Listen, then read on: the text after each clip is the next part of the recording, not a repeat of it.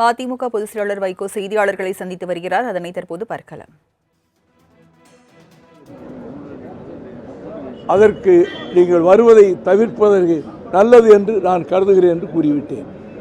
ஆனால் அதே நூல்கள் தமிழிலே மொழியாக்கம் செய்யப்பட்டிருக்கின்றன. இன்னும் சில நாட்களில் ஒரு மாதத்திற்குள் அந்த மொழியாக்கம் முடிந்துவிடும்.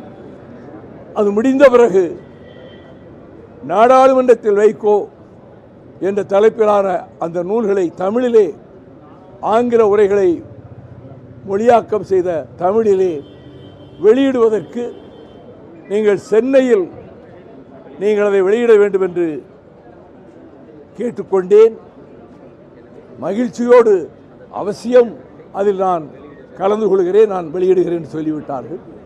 யார் யாரை அழைப்பது என்பதும் கூட கலந்து ஆலோசித்து தோழமை கட்சியினரை அதை போல இந்த உரைகளை வாங்குவதற்கு சற்று நல்ல தகுதியுள்ளவர்கள் என்று நாங்கள் யாரை தீர்மானிக்கிறோமோ அவர்களை அழைத்து நாள் தேதி என்பது கலந்து ஆலோசித்து இந்த நூல் தயாரான பிறகு அந்த நூல்கள் இங்கே வெளியிடப்படும்.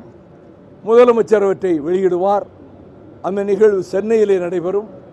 எந்த இடம் எந்த தேதி என்பது முறையாக செய்தியாளர்களுக்கு தொலைக்காட்சிகளுக்கு தெரிவிக்கப்படும்.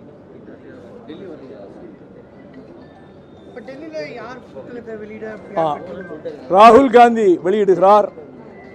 உத்தரப்பிரதேசத்தினுடைய முன்னாள் முதலமைச்சர் அருமை நண்பர் அகிலேஷ் யாதவ் முதல் பிரதியை பெற்றுக்கொள்கிறார். டாக்டர் ஃபரூக் அப்துல்லா, சரத் பவார், அதே போல மார்க்சிஸ்ட் கம்யூனிஸ்ட் கட்சியுடைய அகில இந்திய பொதுச் செயலாளர் பேவி, இந்திய கம்யூனிஸ்ட் கட்சியின் அகில இந்திய பொதுச் செயலாளர் ராஜா, லல்லு பிரசாத் யாதவ் அவர்களுடைய கட்சியின் மாநிலங்களவை தலைவர் புரொஃபசர் மனோஜ்குமார் ஜா. நூல் வெளியீட்டு விழா தொடர்பாக மதிமுக பொதுச் செயலாளர் வைகோ செய்தியாளர் சந்திப்பை பார்த்தோம். இதுகுறித்து பின்வரும் செய்திகளில் விரிவாக பார்க்கலாம்.